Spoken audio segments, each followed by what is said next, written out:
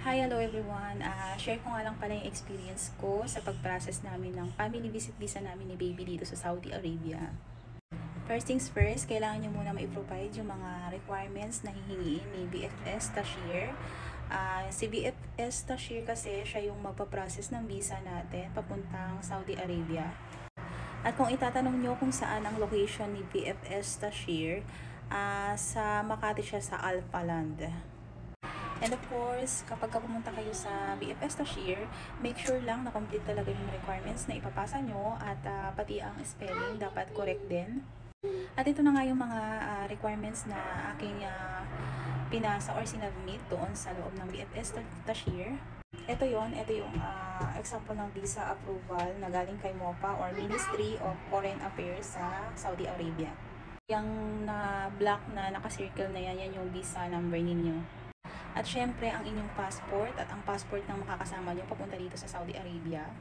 In my case kasi, dalawa kami ni baby ang pumunta dito sa Saudi Arabia. So, ang pinasa kong passport is yung passport ko tsaka yung passport ni baby.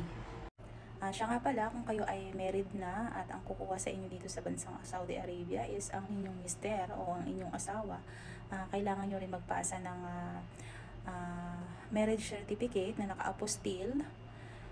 Inahanap din niya ni BFS Tashir ang naka-apostil na marriage certificate yung dalawang mag-asawa.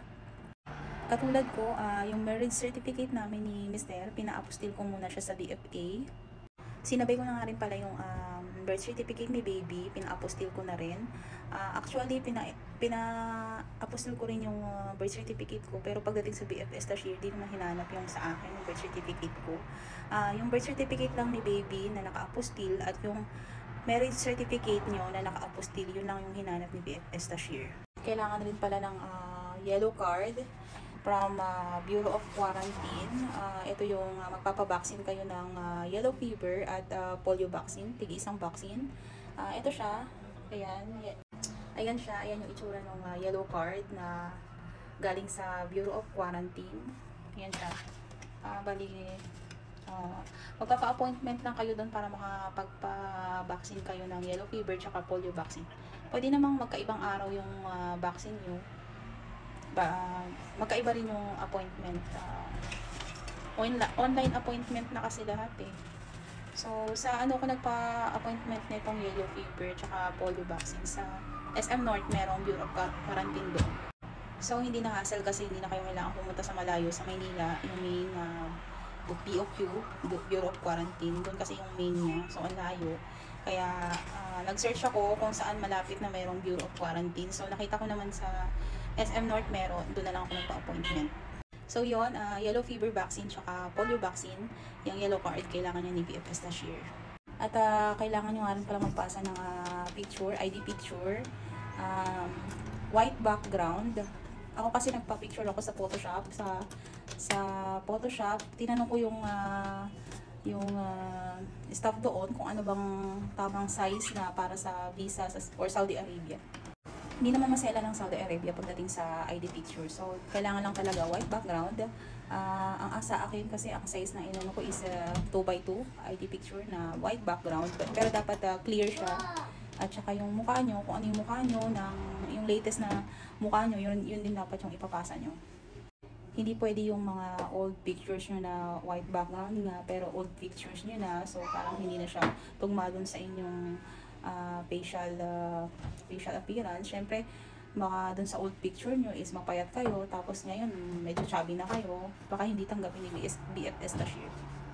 At ganun din kay baby, white background na ID picture, 2x2 din, white background, make sure lang na yung focus din ni baby sa camera para medyo kita yung kanyang facial features. Yan, kailangan din na medyo clear din talaga yung picture.